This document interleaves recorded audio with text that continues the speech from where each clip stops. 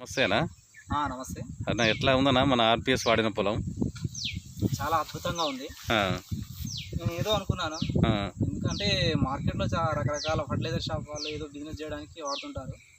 మేము కూడా ఇది కూడా ఈ ఆర్పిఎస్ కూడా అలాంటి బిజినెస్ ఏమో ఈ మామూలుగా వస్తూ ఉంటారు పోతూ ఉంటారు అని అనుకున్నాను. నేను నమ్మలేదు, కానీ ఫస్ట్ నేను నమ్మలేదు. కానీ ఫస్ట్ వీళ్ళుండి ఓ ఎకరం వాడండి, వాడి చూడండి బాగుంటుంది అని అంటే వాడి చూశాను ఫస్ట్. కానీ చాలా అద్భుతంగా పనిచేస్తుంది.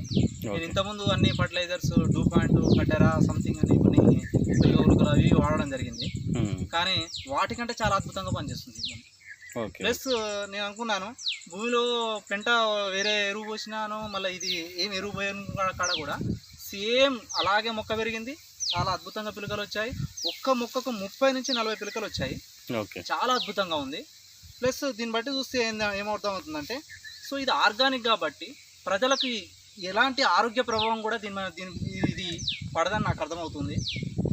సో ఫ్యూచర్లో కూడా, ఎందుకంటే రాను రాను కొన్ని జనరల్గా ప్రజలు ఏం చేస్తున్నారంటే ఈ ఫర్టిలైజర్స్కి అలవాటు పడి వాళ్ళ ఆరోగ్యాలు ఖరాబ్ చేసుకుంటున్నారు. కానీ ఈ ఆర్గానిక్ వాడడం వల్ల ఏం జరుగుతుందంటే, సో 10 సంవత్సరాలు బ్రతికేటోడు ఇంకా 20 సంవత్సరాలు బ్రతకొచ్చు, వాళ్ళ జీవితకాలాన్ని పెంచుకుంటారు.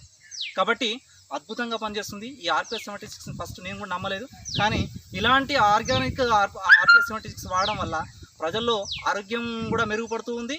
ప్లస్ మిగతా రైతులకు కూడా ఇది ఒక ఆదర్శప్రాయంగా ఉండి సో అద్భుతంగా పనిచేయడం జరుగుతుంది.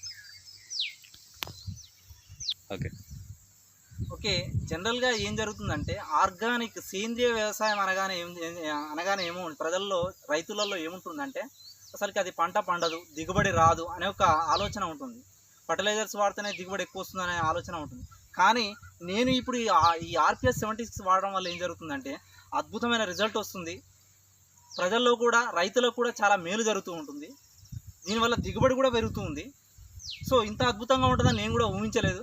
సో నేనే ఆశ్చర్యపోతున్నాను. ఫస్ట్ నా చేను చూడండి ఎంత అద్భుతంగా ఉందో. అసలుకి ఇంత బాగా రిజల్ట్ వస్తుందని నేను కూడా కల్లో కూడా ఊహించలే.